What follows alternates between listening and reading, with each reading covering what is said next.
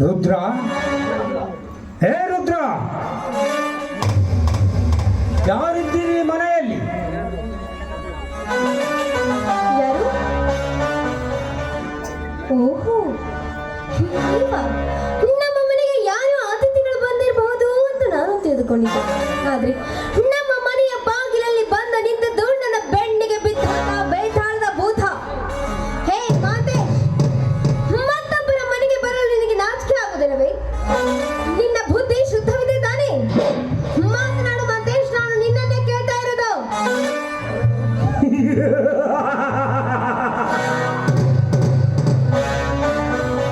ಬರಬೇಕಾದವರ ಮನೆಗೆ ಬಂದಿದ್ದೇನೆ ಅಂಬಿಕಾ. ಬೇರೊಬ್ಬರ ಮನೆಗೆ ತಪ್ಪಿ ಹೆಜ್ಜೆ ನೀಡಲು ಲಜ್ಜೆಗೆಟ್ಟ ಪುರುಷ ನಾನಲ್ಲ. ಅಂಬಿಕಾ, ನಾನಾರಂಭದು ನೀನಿನ್ನೂ ಅರಿತುಕೊಂಡಿಲ್ಲ. ಒಂದು ವೇಳೆ ನೀನು ಅರಿತುಕೊಂಡಿದ್ದರೆ ನಾ ಬರುವ ಮುನ್ನ ನಿನ್ನ ಬಾಗಿಲಲ್ಲಿ ನಿಂತು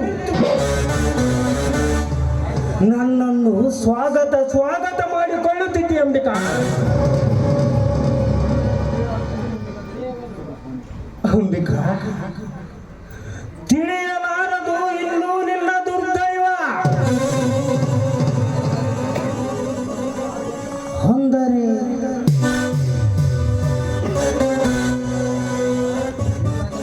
ನೀನು ಧನರಾಜ್ ದಣಿ ಹತ್ತಿರ ದುಡಿಯುವ ಪುತ್ರನ ಮಗಳು ತಾನೇ? ಹೌದು, ಅದೆಲ್ಲ ನಿನಗೆ ಹಾಕಬೇಕು. ನೀನ್ ಯಾಕೆ ಇಲ್ಲಿಗೆ ಬಂದೆ ಅಷ್ಟೇ ಸಾಕು.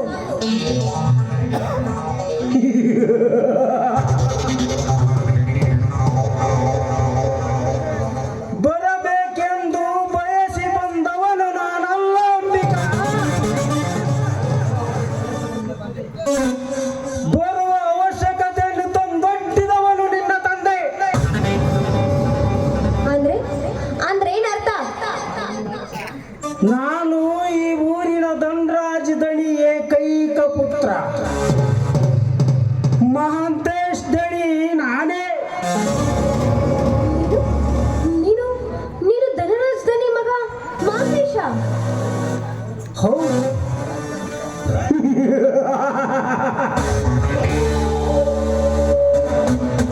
ಯಾಕೆ ಅಂಬಿಕಾ, ಮೈಯಲ್ಲಿ ಹರಿಯುವ ರಕ್ತ ಹೆಪ್ಪುಗಟ್ಟಿದೆ ಅಥವಾ ನಿಂತ ನೆಲವನ್ನು ನಂಬುವುದಂತಾಯಿತೆ? ಮಾತನಾಡುವ ನಾಲಿಗೆ ಏನಾದರೂ ನಾಚಿ ನೀರಾಯಿತೆ?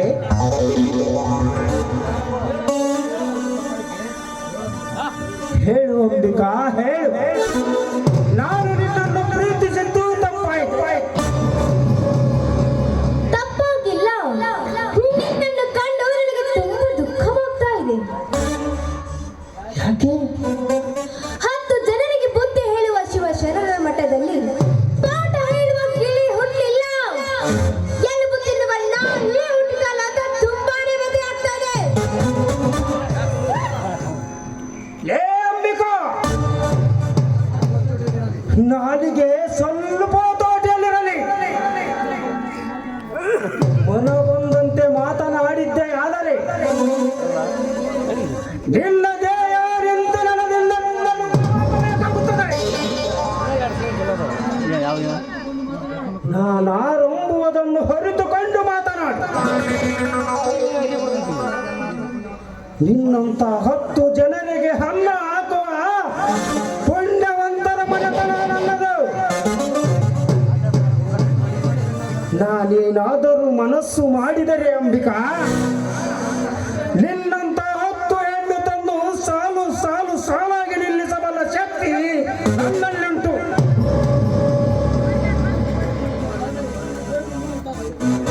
ಆದರೆ ಏನು ಮಾಡುವುದು ಅಂಬಿಕಾ? ನಿನ್ನನ್ನು ತಟ್ಟಿಕೊಳ್ಳಬೇಕೆಂಬುದು ಕೆಟ್ಟ ಗುಣ ನನ್ನನ್ನೇ ಹಠ ಮಾಡಿ ನಿಂತಿದೆ. ನಾನು ಅಷ್ಟೊಂದು ರೂಪವತಿ ಏನು?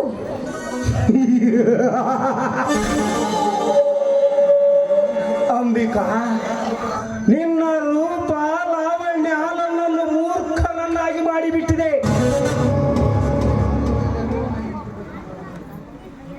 ಈ ನಿನ್ನ ಪ್ರೇಮದ ಹೊಳೆಯಲ್ಲಿ ಅಂಬಿಕನಾಗಿ ಈಜಬೇಕೆಂಬ ಹಂಬಲ ನನ್ನ ಮನದಲ್ಲಿ ಹುಟ್ಟಿಕೊಂಡಿದೆ. ಇಲ್ಲ, ನನ್ನ ಪ್ರೀತಿಯ ಅರಮನೆಯಲ್ಲಿ ಮಹಾರಾಜನಾಗಿ ಬೆರೆಯಬೇಕೆಂಬ ನಾನು ಎಷ್ಟು ನನ್ನ ಮನಕ್ಕೆ ಎಚ್ಚರ ಹೇಳಿದರು ನಿತ್ಯ ನಿತ್ಯ ನಿನ್ನ ಸೌಂದರ್ಯ, ಯೌವನದ ಸೌಂದರ್ಯ ಉಣ್ಣಬೇಕೆಂದು ಹೆಚ್ಚು ಹೆಚ್ಚಾಗುತ್ತದೆ. ಅಂಬಿಕಾ, ನಿನ್ನ ಯೌವನದ ಬಯಕೆಯನ್ನು ಉಣ್ಣಬೇಕೆಂದು ನನ್ನ ಮನದಲ್ಲಿ ನಿನ್ನ ಹಂಬಲ ಕಾಡು ಕಾಡು ಹತ್ತಿದೆ. ನೋಡು ಅಂಬಿಕಾ, ಇಲ್ಲಿಯವರೆಗೂ ನೀನು ನನ್ನ ಕಣ್ಣಲ್ಲಿ ಆಕಾಶದಲ್ಲಿ ಹಾರಾಡುವ ಹಕ್ಕಿ ಎಂದು ತಿಳಿದುಕೊಂಡಿದ್ದೆ. ಈ ಹಕ್ಕಿ ಎಂದು ತಿಳಿದುಕೊಂಡಿದ್ದು ನನ್ನ ಮೂರ್ಖತನ. ಆದರೇನು ಮಾಡುವುದು ಅಂಬಿಕಾ?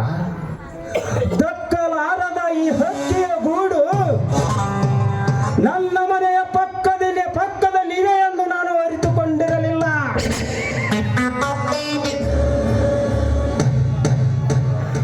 ಅಂಬಿಕಾ, ನೀನೀಗ ನನ್ನ ಪ್ರೀತಿ ಎಂಬ ಅರಮನೆಯ ಅಂಗಳದಲ್ಲಿ ಅರಳಿದ ಹೊರಗಿರಿ. ನೋಡು ಅಂಬಿಕಾ, ನಿನ್ನ ಮನಸ್ಸಿನಿಂದ ನೀನು ಒಪ್ಪಿದರೆ ಸರಿ, ಇಲ್ಲದಿದ್ದರೆ ನಿನ್ನ ದೇಹವನ್ನು ಕುಕ್ಕಿ ತಿನ್ನುವರಣ ಹೊತ್ತು ಹಾಯ್ ಮುಚ್ಚೋ ಮೂರ್ಖ, ಮನ ಬಯಸಿದ ದೇಹವನ್ನು ಕುಕ್ಕಲು ಇದೇನು ದೇವದಾಸಿ ಹಕ್ಕಿ ಅನ್ಕೊಂಡ್ಯಾ? ದೇವರಿಗೆಂದು ಮೀಸಲಾಗಿಟ್ಟಿರುವ ಪವಿತ್ರ ಹಕ್ಕಿ ನಾನು. ನನ್ನನ್ನು ಕುಕ್ಕಲು ಬಂದಿದೆಯಾದ್ರೆ ನಿನ್ನ ರೆಕ್ಕೆಯನ್ನು ಕತ್ತರಿಸಿ ಹಾಕುವಯ್ಯ ನೀಚ. ನೋಡು ಮಾತೇಶ್, ಹೆಣ್ಣು ಒಲಿದು ಬರಬೇಕಾದ್ರೆ ಅದಕ್ಕೂ ಒಂದು ಪುಣ್ಯ ಅಂತ ಮಾಡಿರ್ಬೇಕು. ಒಂದು ಮಾತು ಹೇಳ್ತೀನಿ ಕೇಳು. ಮನಸ್ಸಿಲ್ಲದ ಹೆಣ್ಣನ್ನು ಮದುವೆಯಾದ್ರೆ ಉಪ್ಪಿಲ್ಲದ ಅಡುಗೆಯನ್ನು ತಿಂದಂತೆ ಸರಿ. ಪ್ರೀತಿ ಇಲ್ಲದ ಹೆಣ್ಣನ್ನು ಅತ್ಯಾಚಾರಗೊಳಿಸಿದ್ದೆ ಆದ್ರೆ ಗಟಾರದ ನೀರಿಗೆ ಗಂಧದ ಎಣ್ಣೆಯನ್ನು ಚೆಲ್ಲಿದಂತೆ ಸರಿ. ಈ ಮಾತುಗಳನ್ನು ನೀನು ಅರಿತುಕೊಂಡರೆ ಮಾನವಂತರ ಮಗನಾಗಿ ಬಾಳ್ಬೇಕು. ಇಲ್ಲದಿದ್ರೆ ನನ್ನ ಕೈಯಲ್ಲಿ ನಿನ್ನ ಪ್ರಾಣ ಕಳೆದುಕೊಳ್ಳಿ ಹೋಗ್ಲ ಪಾತಕ.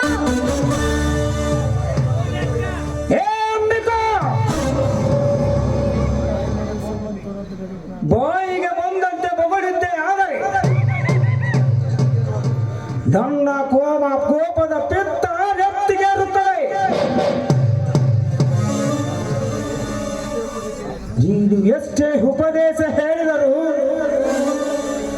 ನನ್ನ ಹೃದಯದಲ್ಲಿ ಅವು ಭದ್ರವಾಗಿ ನಿಲ್ಲಲಾರವು. ಈ ಮಹಾಂತೇಶನಿಗೆ ಗೊತ್ತಿರುವುದು ಒಂದೇ ಒಂದು, ಹೊಲಿದು ಬರಲಾರದ ನತ್ತುವುದು, ಓಡುವ ಜಿಂಕೆಯನ್ನು ಬೇಟೆ ಹಾಡಿದಂತೆ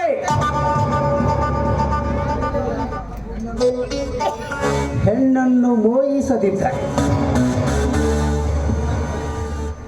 ಅಮೃತವನ್ನು ಹುಂಡಂತೆ ಸರಿ ನನ್ನ ಪಾಲಿ. ಬಯಸಿದ ಹೆಣ್ಣನ್ನು ಮದುವೆ ಆಗುವುದಾದರೆ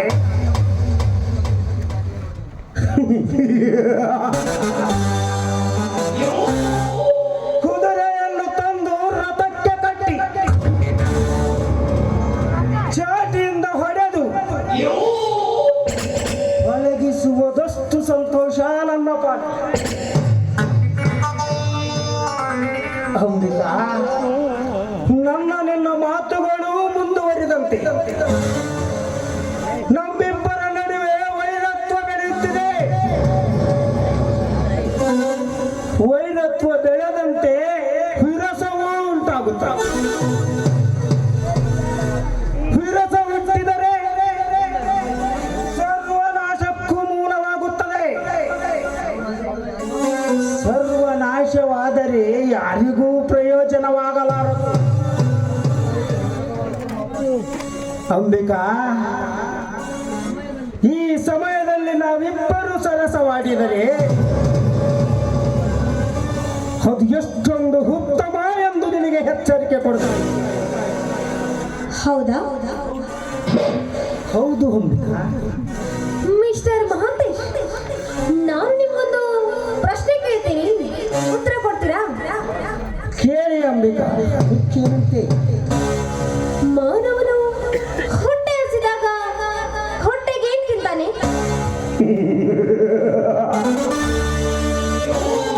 ಇದು ಎಂತ ಪ್ರಶ್ನೆ ಅಂಬಿಕಾ? ಹಸಿದ ಹೊಟ್ಟೆಗೆ ಅನ್ನ ತಿನ್ನುತ್ತಾರೆ. ಅನ್ನವನ್ನು ತಿನ್ನುವ ಬದಲು ಸಗಣಿಯನ್ನು ಯಾಕೆ ತಿನ್ನಬಾರ್ದು?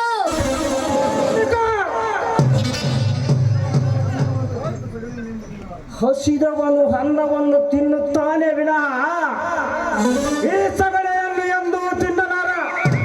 ಈಗ ನೀನು ತಿನ್ನಲು ಬಂದದ್ದು ಅದೇ ಸಗಣಿಯನ್ನೇ. ಹಸಿದ ಹೊಟ್ಟೆಗೆ ಹಣ್ಣ ಬೇಕು, ಗಂಡಿಗೊಂದು ಹೆಣ್ಣು ಬೇಕು ಎಂದು ಹೆಂಡತಿ ಎಂಬ ಹೆಣ್ಣನ್ನು ಸೃಷ್ಟಿಸಿದ್ದಾನೆ ಅದನ್ನು ಬ್ರಹ್ಮ. ಅದನ್ನು ತಿಳಿಯದೆ ಪರ ಹೆಣ್ಣಿನ ಮೇಲೆ ಕಣ್ಣು ಹಾಕಿದ್ರೆ ಸಗಣಿಯನ್ನು ತಿಂದಂತೆ ಸರಿ.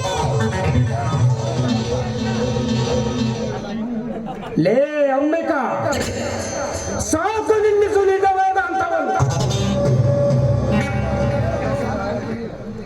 ಅಂಬಿಕಾ, ಇಲ್ಲ, ಇಲ್ಲ, ಕೇಳಲು ನಾನು ಇಲ್ಲಿಗೆ ಬಂದಿಲ್ಲ.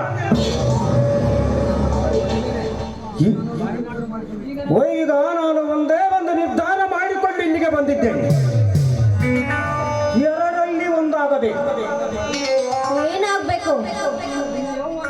ನಿನ್ನ ಯೌವನದ ಅಂಗಳದಲ್ಲಿ ಅಂಬಿಗನಾಗಿ ಈಜಬೇಕೆಂಬುದೇ ನನ್ನ ಗುರಿ.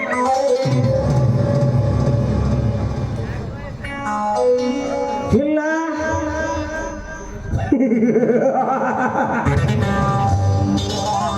ನನ್ನ ಕೈಯಿಂದ ನಿನ್ನ ಪ್ರಾಣ ಕಳೆದುಕೊಳ್ಳಬೇಕು ಅಂತ.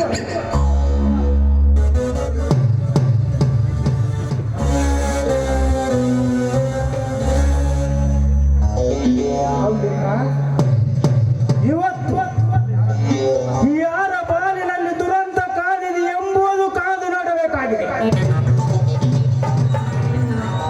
ಅಂಬಿಕಾ, ನಿನಗಿನ್ನೂ ನಾನು ಹೆಚ್ಚು ಸಮಯ ಕೊಡುವುದಿಲ್ಲ.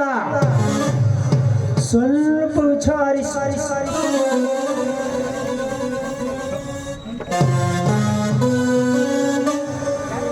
ಅಂತೂ ಇವನು ಒಂದು ನಿರ್ಧಾರ ಬಂದಿದ್ದಾನೆ ಅನ್ಸುತ್ತೆ. ಇಂತಹ ಸಮಯದಲ್ಲಿ ನಾನಿವನ ಶತ್ರು ಆಗುವುದಕ್ಕಿಂತ ಜಾಣತನದಿಂದ ಪಾರಾಗುವುದೇ ಒಳ್ಳೆಯದು. ಏನು ಮಾಂತೇಶ್, ನೀವು ನಾನು ಇಷ್ಟೊಂದು ಪ್ರೀತಿಸ್ತೀರಾ ಅಂತ ನನಗೆ ಗೊತ್ತೇ ಆಗಲಿಲ್ಲ ನೋಡಿ. ಪ್ರೀತಿಗಾಗಿ ಪ್ರಾಣ ತೆಗೆಯಲು ಸಿದ್ಧರಿದ್ದೀರಿ, ಪ್ರಾಣ ಕಳೆದುಕೊಳ್ಳಲು ಸಿದ್ಧರಿದ್ದೀರಿ. ನಿಮ್ಮಷ್ಟೊಂದು ಪ್ರೀತಿಸುವವರನ್ನು ನಾನು ಈ ಜಗತ್ತಿನಲ್ಲಿ ನೋಡೇ ಇರಲಿಲ್ಲ. ನೋಡಿ ಮಾಂತೇಶ್, ನಾಳೆ ನನ್ನ ಮದುವೆ ನಿಂತು ಹೋದ್ರೂ ಚಿಂತೆ. ಇಂದಿನಿಂದ ನಮ್ಮ ಅಮ್ಮರ ಪ್ರೇಮ ಪ್ರಾರಂಭವಾಗಲಿ. ಅಂದರೆ ಈ ಮಾತಿನಲ್ಲಿ ಸತ್ಯವಿದೆ ತಾನೇ ಅಂಬಿಕಾ?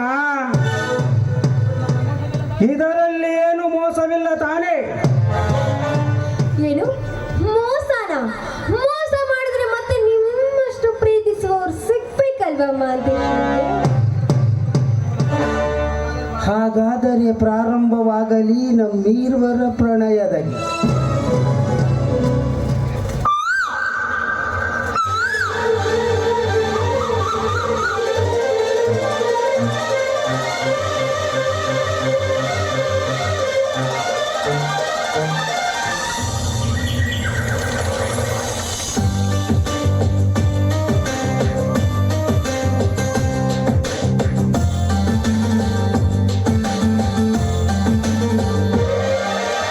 ವಸಂತಿ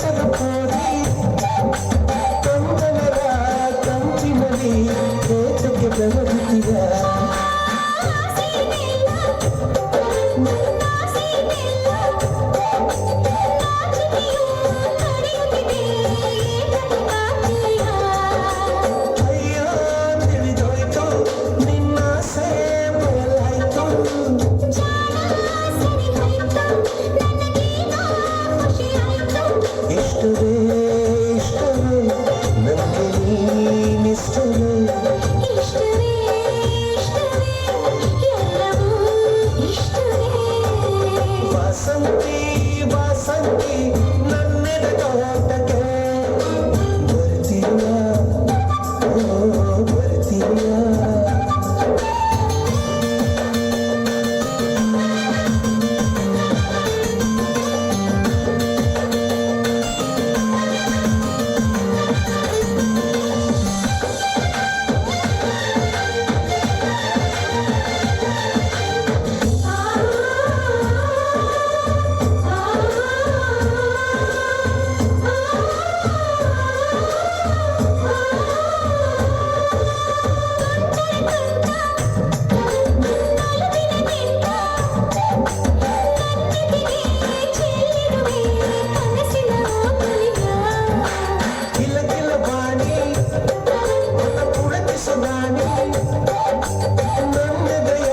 ಸೀರಿರುವೆ ಕಚಗುಳಿ ಇಟ್ಟಿರುವೆ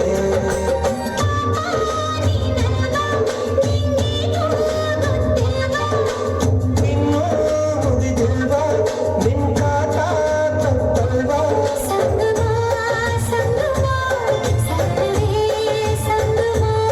ಸಂಭ್ರಮ ಸಕಲವು ಸಂಭ್ರಮ ವಾಸಂತಿ ವಾಸಂತಿ ನನ್ನೆದ ತೋಟಕ್ಕೆ ಬರ್ತೀಯ ಬರ್ತೀಯ ಜೀವ ನಿಂಗೆ ಕೊಡ್ತೀನಿ ಪ್ರೀತಿ ಚೆಲ್ಲುತ್ತಾ ಇರ್ತೀಯ ಹೃದಯದಿ ಇರ್ತೀಯ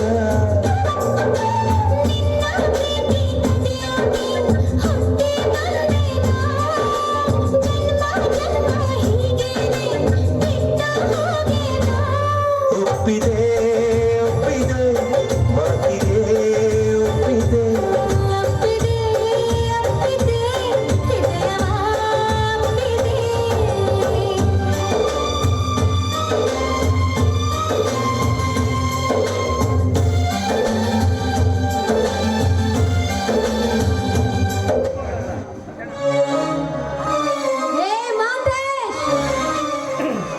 ನೆನೆಸಿಕೊಂಡು ಮನೆ ದೇವಣ್ಣ ಈಗ ಕೂಡ ನನ್ನದು ಒಂದೇ ನಿರ್ಧಾರ. ನೀನು ಇಲ್ಲಿಂದ ತೊಲಗಬೇಕು ಬಂದು ಇಲ್ಲವಾದ್ರೆ ನನ್ನ ಕೈಯಲ್ಲಿ ನಿನ್ನ ಪ್ರಾಣ ಕಳೆದುಬೇಕು. ಯೋಚನೆ ಮಾಡು ಯಾವುದು ಬೇಕಂತ. ಯಾಕೆ ಮಾತನಾಡುವ ನಾಲಿಗೆ ನಾಚಿಕೆಗೊಂಡಿದೆ, ಇಲ್ಲ ರಕ್ತವೇ ಎಪ್ಪುಗಟ್ಟಿದೆ. ಮಾತನಾಡಲೇಬೇಕು. ಹಾ ಅಂಬಿಕಾ, ನಾನು ಹೋಗುತ್ತೇನೆ ಅಂಬಿಕಾ. ದಯವಿಟ್ಟು ಗುಂಡಾರಿಸಬೇಡ ಅಂಬಿಕಾ. ಹೋಗ್ತೀನಿ ಹೋಗ್ತೀನಿ ಹೋಗು. ಯಾರಲ್ಲಿ? ಓ ರುದ್ರ.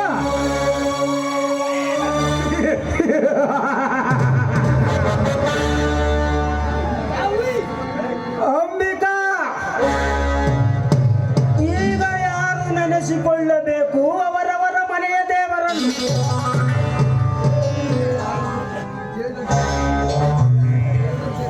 ಅಂಬಿಕಾ, ಚೇಳಿನ ವಿದ್ಯೆಯನ್ನು ಕಲಿತು ಹಾವಿನ ಉದ್ದಕ್ಕೆ ಕೈ ಹಾಕಬಾರದು ಅಂಬಿಕಾ.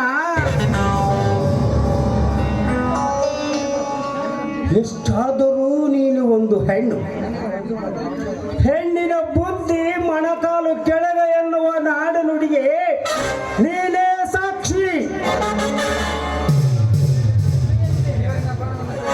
ಈಗ ನಿನ್ನ ಪ್ರಾಣ ನನ್ನ ಕೈಯಲ್ಲಿದೆ. ನೀನೇನಾದರೂ ಇರಲಾರದು ಈ ನಿನ್ನ ಜೀವ. ಬೇಡ.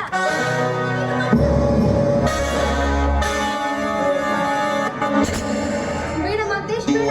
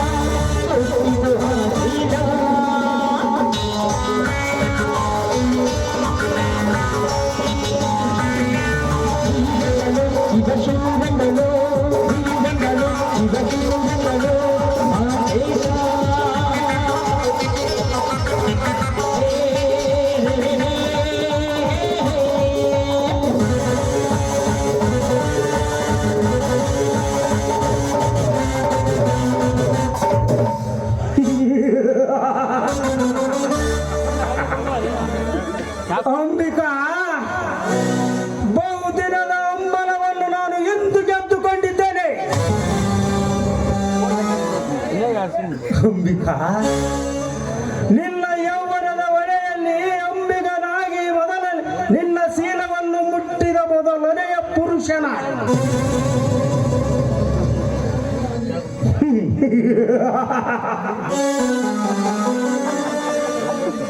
ಅರವಿನೊಂದಿಗೆ ನಿನ್ನ ಮದುವೆ.